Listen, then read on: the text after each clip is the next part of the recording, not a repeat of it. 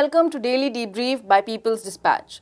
In today's episode, we talk about the rising anti-French sentiment in North African countries, Australia's decision to de-recognize West Jerusalem as Israeli capital, and finally, a historic development took place in Algiers where rival Palestinian factions have arrived at a reconciliation deal to hold elections in occupied territories. In our first story, we go to North Africa where anti-French sentiment has increasingly been on the rise across the region due to France's role in destabilizing the region with military interventions. The region has witnessed multiple coups in the last 2 years from Mali to Burkina Faso and an increasing number of protests against the French in Morocco and Algeria. We have with us Prashant for more interesting details on this. Hello Prashant, welcome to the episode. So, can you tell us what's contributing to this anti-French feeling in North African nations? Right, sure. So we need to understand that this is a long process. It's been going on for many years now. And it might be useful to sort of delineate. We have an article by Vijay Prashad on the site, which also talks about this issue, as many articles in the past many months as well. We need to delineate between, when we need to be clear about what we're saying when we talk about North Africa. So there is, for instance, Morocco, there's Algeria, which has its, and both of them have their own dynamics.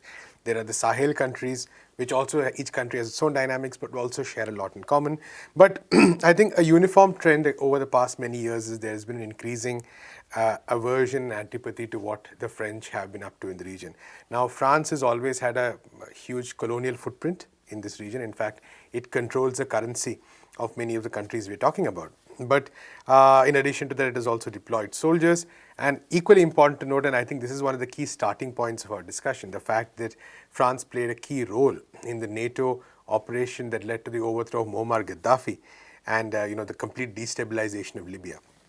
Now, this was a key point because the emergence of a lot of Islamist groups actually stem from that point of time, and these groups were the ones that later went across the region, so to speak, and also started causing a lot of the violence that we're talking about, which now France claims that it is out to combat. So when we're talking, for instance, about the fact that the French say that what they used to call Operation Barkhane was an anti-jihadi or anti-Islamist operation, the fact remains that a lot of this violence was caused by their operations in the first place. That's point number one. Point number two, I think, especially in the Sahel region, there has been a wave of anger against the French because their presence seems to have only exacerbated the problem. They came pretending to be saviors. They came pretending to deliver the people from the threat of violence, but that has not happened. The violence has increased. And so this has led to, I think, a mass upsurge and a general rise in anti-French sentiment across the region. Now, some of this we have seen reflected in the form of military coups. So we have seen what happened in Mali, we have seen in Burkina Faso, two prominent instances. And the reason we're talking about this also recently is the fact that in Burkina Faso there was a second coup. After one that took place in January, there was one recently which is more of an internal coup, so to speak, because the administration that came to power in January, according to the leaders of the latest coup, including Colonel Traore, Ibrahim Traore, who led the latest coup, they were not able to actually reduce the violence as they had promised. So this is one definite aspect of it, the fact that the one manifestation of this has been in the form of military coups. There have been mass rallies, mass demonstrations.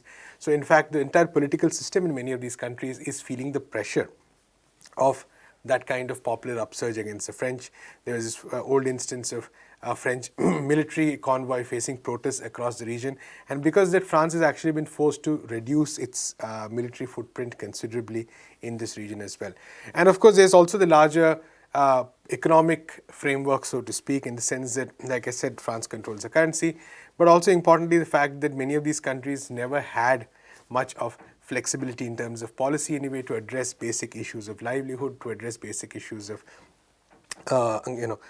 people's survival, employment, food, hunger, food, power, distribution, etc., all these issues. There was never any flexibility because the policies of global agencies like the IMF.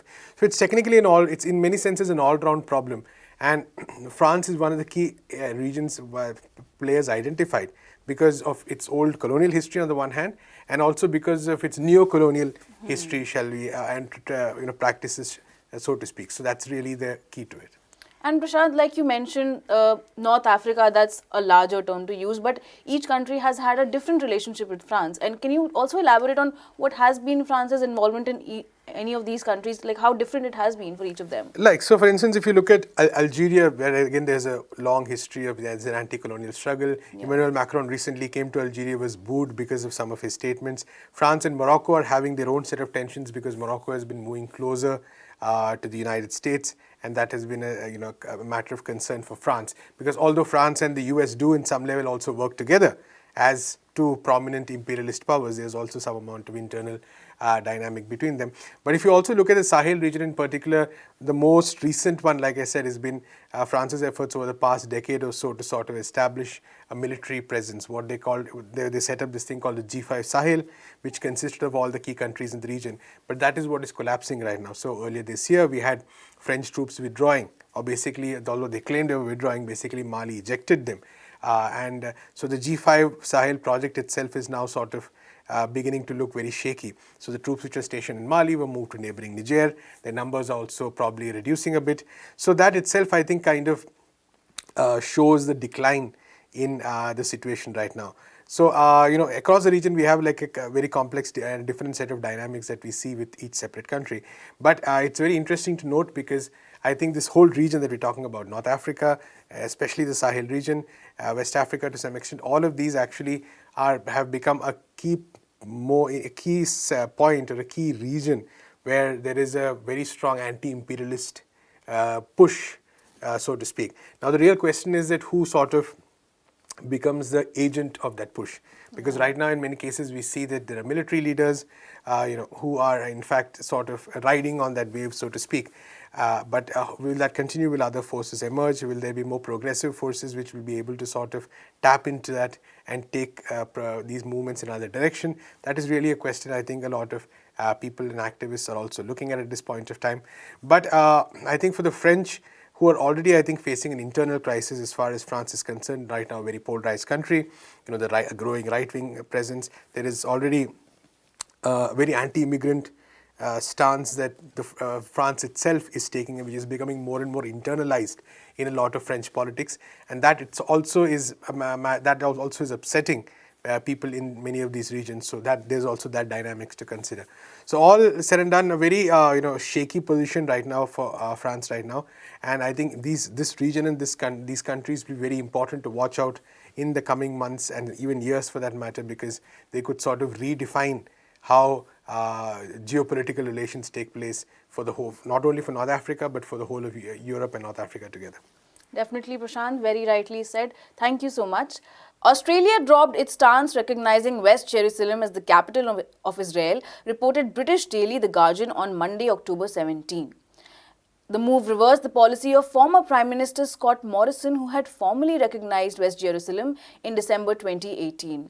We have with us Abdul from People's Dispatch to talk more about this. Abdul, welcome to the episode. So, interesting move and very significant also. Can you decode for us what this means? It means that Australia is going back to its original position, which is a long-term held original position, that Jerusalem is a disputed territory and its status need to be decided in the final, whenever the final negotiations happens between Israel and the PLO. It also means that it goes back to Australia's official position of a two-state solution. So this is a significant move in a sense that the previous government, as you rightly pointed out, Scott Morrison, has followed the US kind of position, which basically during the Trump changed its long-held position of recognizing Jerusalem as an occupied territory and the final status to be decided in the negotiations, whenever the negotiations are happening.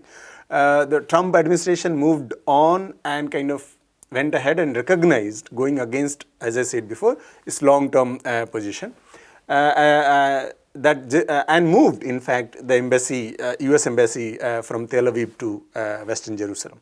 So Australia, being a very close ally of the US, moving away from that is a very significant move. It basically creates a pressure on the Biden administration also, which basically has refused to, though it has by and large restored the Trump era distortions and going back to US positions on most of the issues related to two-state solution between Israel and Palestine, has not reversed the decision of recognizing Jerusalem as Israeli capital.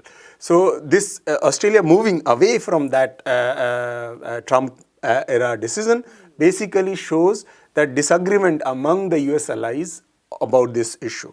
If the Western Jerusalem issue is not this Australia's position is the right position also, because if this is not recognized, then the whole idea of a two-state solution, which basically UN also recognizes, will become redundant. If more nations go ahead and recognize West Jerusalem as the capital of Israel, then the idea of two-state solution becomes irrelevant for most of in practical terms. So that's why this decision is very significant move. And I mean, talking about that, can you also tell us a little bit about the history of West Jerusalem and how it came to be how it is today? But the issue is not Western Jerusalem per se, it is the Jerusalem as such. So it is a fact that the Jerusalem was occupied in 1967 by Israel, and Palestinians have claimed it to be their capital of a future Palestinian state. So if more and more states go ahead and recognized Jerusalem as a capital of Israel, the Palestinian claim over Jerusalem becomes kind of compromised. And Palestinians have stated it quite clearly that if Jerusalem is not recognized as the capital of future Palestinian state, there cannot be a two-state solution. So why it is significant for the Palestinians? There are many reasons, of course. It is historically has been a capital of the Palestine. It is also the place where the Al-Aqsa Mosque is located. It is also the place where the Palestinians have lived for generations. So given the historical relevance, given the religious relevance, given the fact that the majority of the Palestinians recognize Jerusalem as the heart of the Palestinian issue, this becomes very important. That what Israel has done since its illegal occupation and illegal annexation, by the way, going against the international laws, it annexed the entire Jerusalem in 1980s. Since its annexation, it has tried to change the facts on the ground. We have seen how the Palestinians have been forcefully evicted from their homes, Palestinians living in different locality in Eastern Jerusalem, in Jerusalem. There has been an attempt to kind of change the geography of Jerusalem by adding more and more land from West Bank, occupied West Bank, and the other parts of Israel to make it bigger and dilute the entire historical and demographic situation on the ground. So those attempts, if there is a recognition of official recognition of that, it basically distorts the history and it distorts the Palestinian claims over the territory. So that's why Jerusalem becomes very significant. Yeah. Thank you, Abdul, and we'll be right back on another Palestinian issue with you. We stay with Palestine, like I said, and last week, in a significant breakthrough, rival Palestinian factions reached a reconciliation deal to hold presidential and legislative elections in the occupied Palestinian territories. The agreement was signed after the leaders of 14 factions, including President Mahmoud Abbas's Fatah movement and Hamas, the group that governs the besieged Gaza Strip, held 2 days of talks in the run-up to an Arab summit in Algiers next month. We go to Abdul again for more. Abdul, what is the significance of this reconciliation deal? Can you also tell us about the terms of the deal?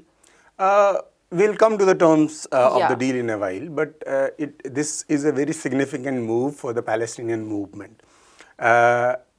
Palestinian freedom struggle has been, you can say, there has been some kind of disorientation primarily following the 2006 elections. Though we can trace it back to Oslo. Since the signing of the Oslo Agreement, there were different factions within Palestine who did not agree with PLO going ahead and signing agreement with Israel. And since then, the disagreements among the different Palestinian groups emerged. And that basically had led to some kind of disorientation among the movement, clashes within the groups, and which basically has strengthened the occupation in one way or the another. So if all these different factions have come together and decided not to kind of basically unite their fight against the occupation, of course that is a very significant and important development for the Palestinian movement. We should remember that in this 14 factions which we are talking about, a large number of them, of course, are the members of the existing Palestinian Liberation Organization. But there are also groups which have historically not been the member of the PLO. So it means it expands the idea of the PLO as well. And it basically paves the way for a united struggle against the occupation. And talking about the terms, like you mentioned, something is also there about PLO. Can you elaborate on that? Yeah. So as per the terms of the agreement are concerned, we can divide it into two parts. One, of course, is related to the elections. There has been no elections in 2006 in Palestine, primarily because of the differences between the Hamas and Fatah. In 2006, Hamas was able to win the majority of the seats in the Palestinian elections, but Fatah did not recognize it. And following that, international community also basically used that excuse to basically not recognize the entire electoral process. And since then, Gaza has been under siege. So, and there had been various reports of clashes between the activists attached to Fatah and Hamas. So, this agreement basically talks about holding the elections since within a year since the day the agreement is signed. It means that there will be a possibility of a united government in Palestine, which basically will present, re-establish the idea that the Palestinians are united and PLO is basically the sole representative of the Palestinian people. So that is one part of it. The second part is related to the revival of the PLO National Council. Okay. National Council used to be the sole representative body of the Palestinians before before the Oslo Agreement historically. As I said before, because of the Oslo Agreement and disagreements and all, various members within the PLO had problems with Fatah, and even those who were not part of, historically not part of the PLO also became disenchanted with the entire process. And therefore, there is an agreement to revive the National Council. It means it will include the representatives from the existing members of the PLO, and it will be added with the newer members. It means it will become much more representative body, because Palestine in 1990s and Palestine today, there has been a lot of change. A new generation has emerged which does not identify for various reasons with the old leadership. So if the Palestinian National Council is revived, it means newer faces and newer views and ideas will be part of the larger Palestinian struggle. So keeping that in mind, it is a very significant move. The only concern is whether it will be implemented or not. Yes, definitely. Thank you so much for being with us, Abdul, today. And that's all we have for today, folks. Thank you so much for watching the episode.